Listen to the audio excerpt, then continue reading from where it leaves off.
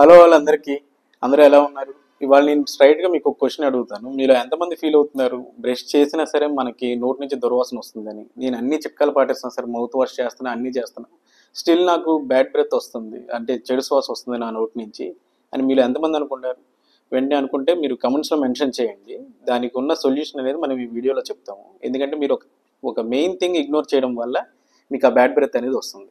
నేను మీ doctor Vajral Shashidhar, pediatric and preventive dentist from modern smiles dental hospital, Gollapudi, Vijayawada.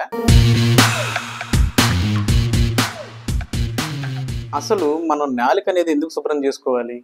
పళ్ళు శుభ్రం చేసుకుంటున్నాం కదా సరిపోతుంది అంటే సరిపోదు. ఎందుకంటే మన నాలుక మీద మనకి తెలియని చాలా సన్నటి దారులు లాంటివి, గ్రూవ్స్ అంటాం అనమాట. అంటే గాడులు లాంటివి ఉంటాయి. ఆ గాడుల్లోకి మనం తిన్న ఫుడ్ ఇరుక్కుపోయి నెమ్మదిగా ఏమవుతుందంటే అందులో ఉన్న ఫుడ్ స్లోగా బ్యాక్టీరియాకి ఆహారంగా మారుతుంది అనమాట. సో మన నోట్లో తెలిసిందే కదా, బ్యాక్టీరియా అనేది చాలా ఎక్కువ ఉంటుంది. అది మన నాలుక మీద ఉన్న ఫుడ్ తీసుకోవడం వల్ల అది ఇంకాస్త ఎక్కువ గ్రో అయ్యి మీకు బ్యాడ్ బ్రెత్ కాజ్ చేయడానికి మెయిన్ ఇంపార్టెంట్ ఫ్యాక్టర్ అవుతుంది. సో అందుకని నాలుగు శుభ్రం చేసుకోవడం చాలా ఇంపార్టెంట్. సో ఈ నాలుగు శుభ్రం చేసుకోకపోతే ఏమవుతుందంటే ఇందాక మనం మాట్లాడుకున్నట్టు బ్యాడ్ బ్రెత్ అనేది స్టార్ట్ అవుతుంది. బ్యాడ్ బ్రెత్తో పాటు మన నాలుక మీద కొన్నిసార్లు గమనిస్తే తెల్లగా లేదంటే కొద్దిగా పచ్చగా మనకు ఒక పూతలాగా పడుతుంది అనమాట. అది నాలుక రంగు మారుతుంది ఎందుకు అని ఆలోచిస్తే మెయిన్ అది క్లీన్ చేసుకోకపోవడం వల్లే. మిగతా ఏమైనా హెల్తీ ఫ్యాక్టర్స్ ఉన్నా సరే వాటికంటే ముందు మనం శుభ్రత మెయింటైన్ చేస్తే అయినప్పటికీ అయితే కనుక దానికి నెక్స్ట్ సొల్యూషన్ ఏంటనేది చూసుకోవచ్చు. రెండోది, మన నాలుకని ఎలా శుభ్రం చేసుకోవాలి? శుభ్రం చేసుకునే విధానం అంటే సింపుల్గా మన బ్రష్తో ఏదైతే పళ్ళుతో ఉందో అది దాంతోనే శుభ్రం చేసుకోకూడదు. దానికి సపరేట్గా ఒక టంగ్ స్క్రాపర్ అనేది తీసుకోవాలి. వేరియస్ టైప్స్, వేరియస్ షేప్స్లో మనకి అవైలబుల్ ఉన్నాయి మార్కెట్లో.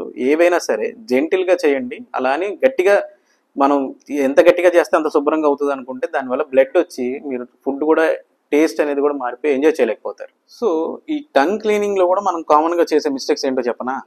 మనం గట్టిగా రుద్దేయడం వల్ల, గట్టిగా గీకేయడం వల్ల నాలుకని పైన ఉన్న టేస్ట్ బడ్స్ కూడా కొన్నిసార్లు దెబ్బతింటాయి.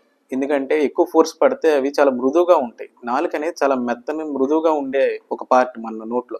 అలాంటిది మనం గట్టిగా చేయడం వల్ల ఫస్ట్ టేస్ట్ బడ్స్ పాడైపోతాయి.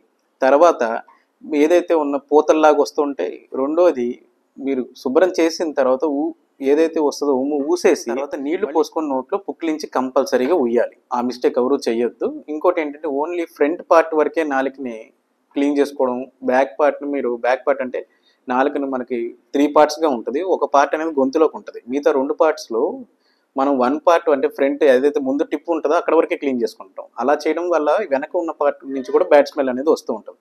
సో మీ నోటి నుంచి దుర్వాసన రాకుండా ఉండాలంటే మీరు బ్రషింగ్ చేయడం ఎంత ఇంపార్టెంటో ఎట్ ద సేమ్ టైం నాలుకను కూడా శుభ్రపరచుకోవడం అంతే ఇంపార్టెంట్. సో నాలుకను శుభ్రపరచుకోండి, బ్యాడ్ బ్రెత్ నుంచి దూరం ఉండండి. సో ఇలాంటి హెల్దీ కంటెంట్ మీ వరకు రావాలంటే please to subscribe our YouTube channel. At the same time మా వీడియోస్ని లైక్ అండ్ షేర్ చేయడం వల్ల మీ నియర్ అండ్ డియర్ వన్స్కి మా ద్వారా మీరు అవేర్నెస్ క్రియేట్ చేసిన వాళ్ళు అవుతారు డెంటల్ హెల్త్ మీద.